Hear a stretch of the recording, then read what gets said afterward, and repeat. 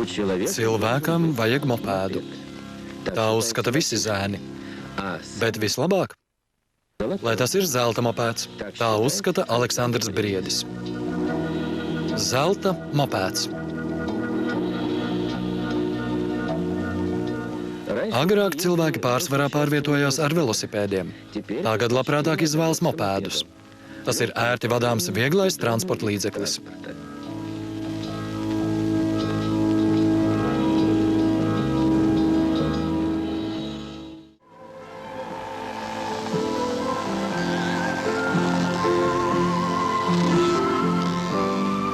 Par savu nākotni jādomā šodien.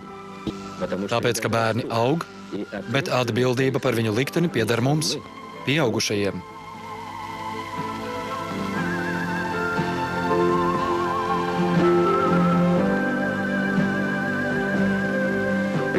Mīlestība pret bērniem atņem vecākiem brīvo laiku. Laika deficīts izraisa maiguma trūkumu, ko bērni izjūt ļoti asi. Labi, ja aizraušanās kalpo kopējas lietas labā. Plašu popularitāti guvusi pusauģa aizraušanās ar motosportu. Atcerēsimies, ka pirms kāda laika motostihijas vilnis pārskrēja visu valsti.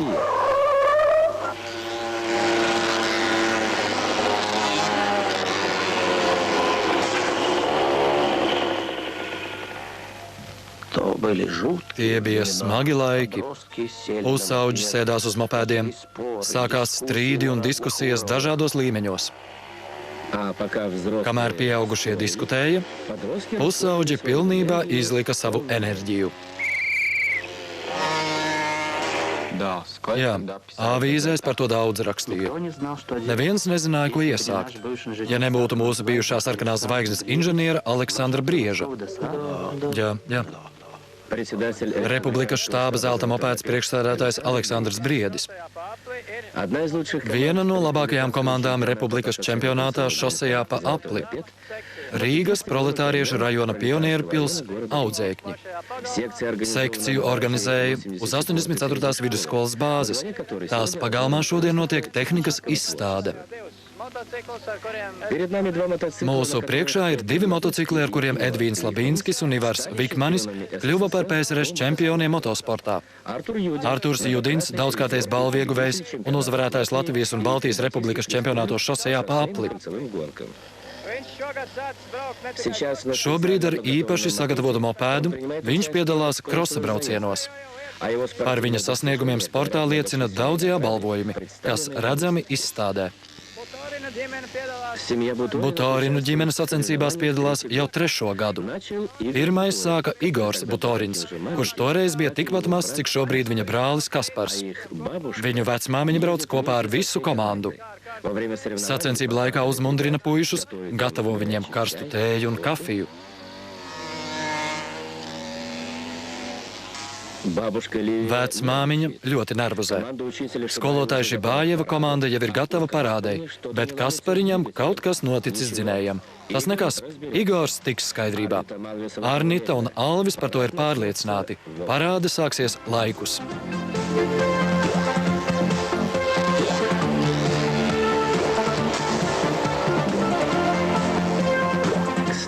Starp citu, arī skrituļdēļi ir rūpnīcas sarkanā zvaigzne ražojums.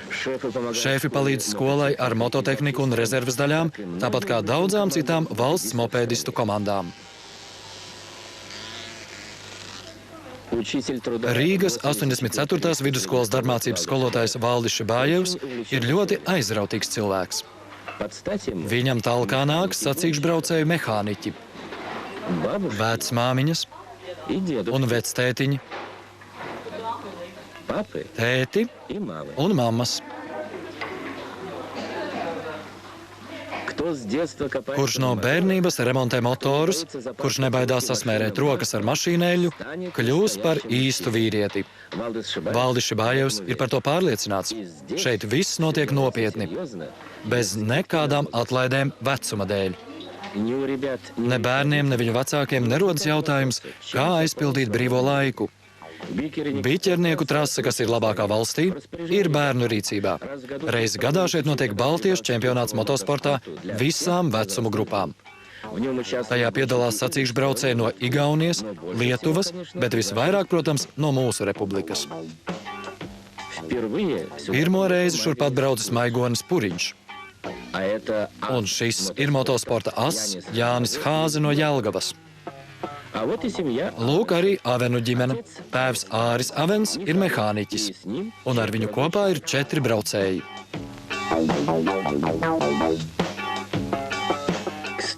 Starp citu, Tomam Avenam ir 2. sporta klase. Tāpat arī Ērika Judina dēlam Artūram. Katrā ziņā labāk ir, lai viņi braukātu šeit pa trasi nekā pa ielām. Āris uzskata, ka labāk ar mopēdu joņot pa trasi nekā pa ielu. Šeit notiek cīņa ne tikai starp braucējiem, bet tā ir arī mehāniķu cīņa. Nevelti sacensības dēvē par zelta mopēdu. Šeit katrs sīkums ir zelta svarā.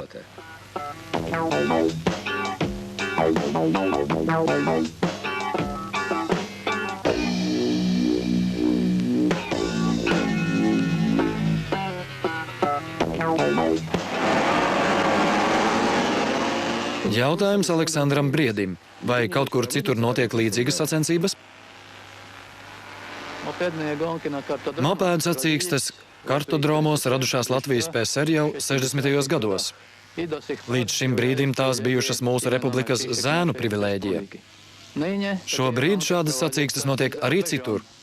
Japānā no 4 gadu vecuma, Kalifornijā, bet no 1986. gada šādas sacīkstes iekļaus socialistisko valstu draudzības kausa izcīņā.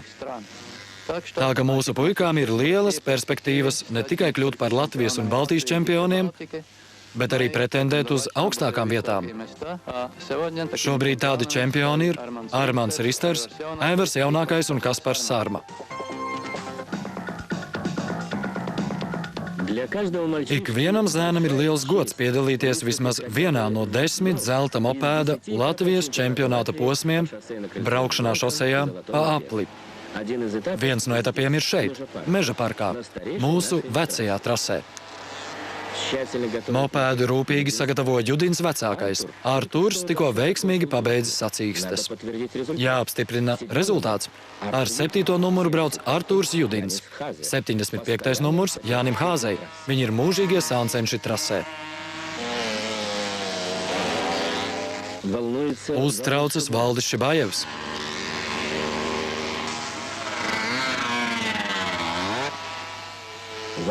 Uztraucas vecāki. Bet kas tas ir? Motors niķojas, braucēju žestu uzreiz pamana tēvs un arī tiesneši. Tādās sacīkstēs X sekunde var būt izšķirošā. Jānis Hāze ir pirmais.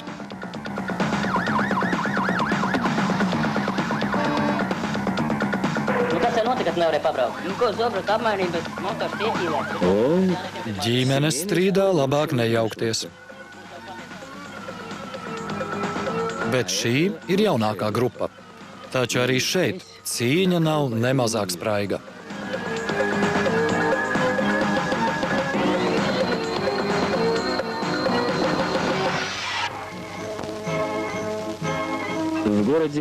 AP, kas atrodas kaimiņos Igaunijai, notiek ikgadējās PSRS komandu pusauģu sacīkstes motokrosā. Balvā motorūpnīcas sarkanā zvaigzne, zelta mopēds. Galvenais tiesnesis Valdis Kleinbergs, rūpnīcas sporta motociklu konstruktoru biroja vadītājs, atklāja sacīkstes. Zelta mopēds, viņš saka, ir tehniskā daļrade. Palīgs izvēlēties profesiju, tā ir laba sagatavošanās dienestam armijā. Kāpēc šīs sacīkstes notiek tieši šeit, tik tālu no Rīgas? Tas ir jautājums Aleksandram Briedim. Tāpēc, ka vietējā zelta mopēda komanda sabiedriskajā kārtībā izveidojusi lūk tik skaistu mopēdistu trasi, kas pēc speciālistu atzinuma atbilst pat starptautiskajam līmenim. Šajā trasē notiek cīņa par galveno balvu – zelta mopēdu. Trasē iekļauti dažādi šķēršļi, un tajā sacenšas kā jaunākās dalībnieku grupas, ko dēvē par rūķīšiem, Tā arī vidējā vecuma grupa, pionieri un vecākā grupa lietpratēji. Tas, ka viņi ir lietpratēji, redzams pēc viņu braukšanas manieres, bet daudz šo bērnu vecāki, kuri motosportā ienākot neko par to nezina, arī kopā ar bērniem beidz zelta mopēdu kā profesori dzinēju forsēšanā un mototehnikas sagatavošanā sacensībām. Bieži vien tādi vecāki jau pēc tam, kad dēli ir pieauguši un apsēdušies pie mašīnas stūrēm, tāpat turpina savu darbu zelta mopēdu komandās, palīdzot citiem zēniem un bieži pat kļūst par štata darbiniekiem, par mehāniķiem, komandu vadītājiem un treneriem. Sacīkšu rezultāts nepalika nenovērtēts. Spēcīgākā komanda Minimoto no Valmieras iegūst galveno balvu – Mokiku Delta, uz kura bāzes tiks izstrādāti daudzi citi modeļi. Sacensības paliks atmiņā uz ilgu laiku. Sacensību rūdījums zēniem dzīvē vēl noderēs.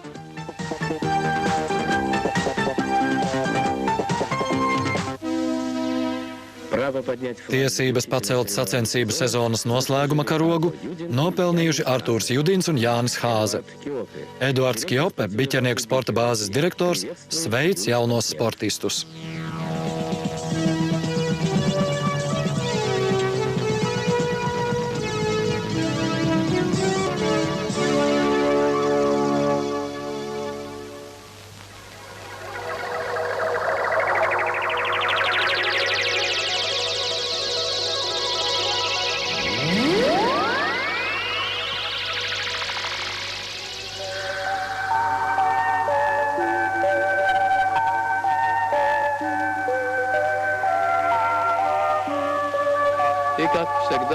Un, kā jau vienmēr, mēs visu redzam neaizstājamo Butorinu ģimenes vecmāmiņu, kura sākot ar ziemu un beidzot ar vēlu rudeni, trasēs vienmēr ir it kā vecāku sirds siltuma un rūpības simbols.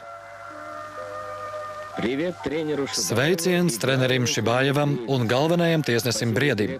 Paldies arī 84. vidusskolas direktoram Oļģertam Linē par lielu ieguldījumu bērnu sportisko un tehnisko prasmju attīstīšanā.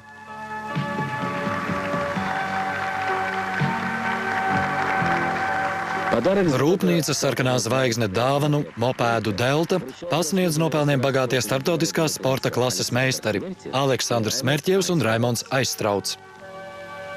Uz šādiem svētkiem atnācis arī Latvijas motosporta veterāns Artūrs Beders. Vecmāmiņa un pelēkais vilks cienāja klātesošos ar pašceptiem cepumiem. Lūk, kur ir Republikas labākā komanda. Lai arī par ko šie jaunieši kādreiz kļūs, kad izaugs, viņi noteikti nopirks saviem bērniem Rīgas mopēdu. Tāpēc, ka cilvēkam vajag mopēdu. Vai tad tā nav, vecmāmiņa Līvija?